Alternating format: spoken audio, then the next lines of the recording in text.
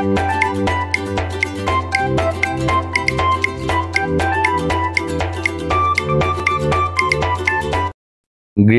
তাপদাহের প্রচণ্ড গরমে এক গ্লাস ঠান্ডা ঠান্ডা কুল কলিজা ঠান্ডা করা শরবত হলে মন প্রাণ দেহ সবই জুড়িয়ে যাবে।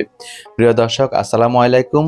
আজ আমি আপনাদের সাথে ভীষণই উপকারী চিচিঙ্গার শরবত রেসিপিটি শেয়ার করছি। রেসিপিটি স্কিপ না করে কন্টিনিউ করার অনুরোধ করছি।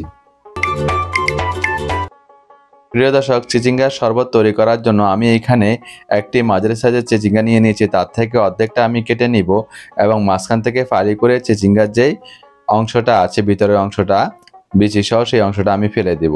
এরপর কিউব সাইজ করে কেটে নিব। চিচিঙ্গাতে রয়েছে vitamin A, B, D, magnesium, zinc, iron, potassium, fat. চিচিঙ্গা কোষ্ঠকাঠিন্য দূর করে, চিচিঙ্গা ওজন কমায়, চিচিঙ্গা কিডনিকে ডিটক্সিফিকেশন করতে সহায়তা করে।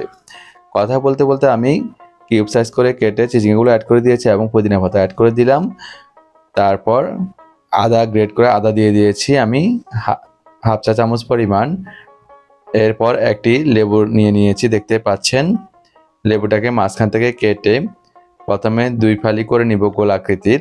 সেগুলোকে আমি গার্নিশিংয়ে ব্যবহার করব এবং বাকি অর্ধেকটা আমি যাতে 2 চা চামচ পরিমাণ হয় সেরকম লেবুর রস আমি অ্যাড করে দিব। তো সরাসরি আমি মিক্সিং গ্রাইন্ডারে লেবুর রসটা অ্যাড করে দিচ্ছি। তো 2 জনের জন্য আজকে জুসটি আমি তৈরি করছি। তো 2 চা চামচ লেবুর রস লাগবে। লবণ দিয়ে দিলাম 1/4 চা চামচ 2 বার। পানি দিয়ে দিলাম, কালো গোলমরিচের গুঁড়ো দিয়ে দিলাম, দিয়ে ব্লেন্ড করে নিয়ে আসছি আমি। প্রথম স্টেপে ব্লেন্ড করা আমার ডান। এখন আমি পানি দিয়ে দিচ্ছি, ফ্রিজে ঠান্ডা পানি। টোটাল হাফ লিটার পানি ব্যবহার করেছি আমি। এরপর ভালো করে ব্লেন্ড করে নিয়ে আসবো।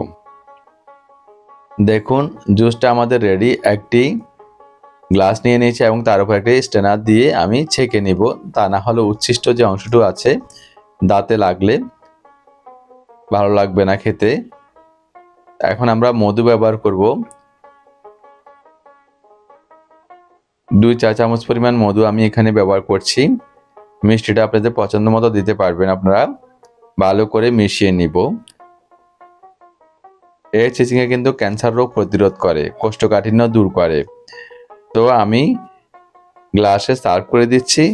দেখুন বন্ধুরা, এটা দেখতে কতটা লোভনীয় লাগছে, খেতে ভীষণই দুর্দান্ত হয়েছে।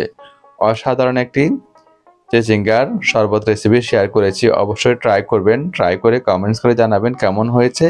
আর রেসিপিটি ফ্রেন্ডস অ্যান্ড ফ্যামিলির সাথে শেয়ার করে দেওয়ার অনুরোধ করছি। আমি লেবু স্লাইস দিয়ে সাজিয়ে দিচ্ছি। চাইলে আইস কিউবও দিয়ে দিতে পারেন এই পর্যায়ে এসে, এবং ঠান্ডা ঠান্ডা পরিবেশন করতে পারেন। তো আমার চ্যানেলকে যারা এখনো সাবস্ক্রাইব করেনি অবশ্যই সাবস্ক্রাইব করে নিয়মিত আমার চ্যানেলের পাশে থাকার অনুরোধ করছি। তো প্রিয় বন্ধুরা, আজ আর এখানে বিদায় নিচ্ছি। আল্লাহ হাফেজ।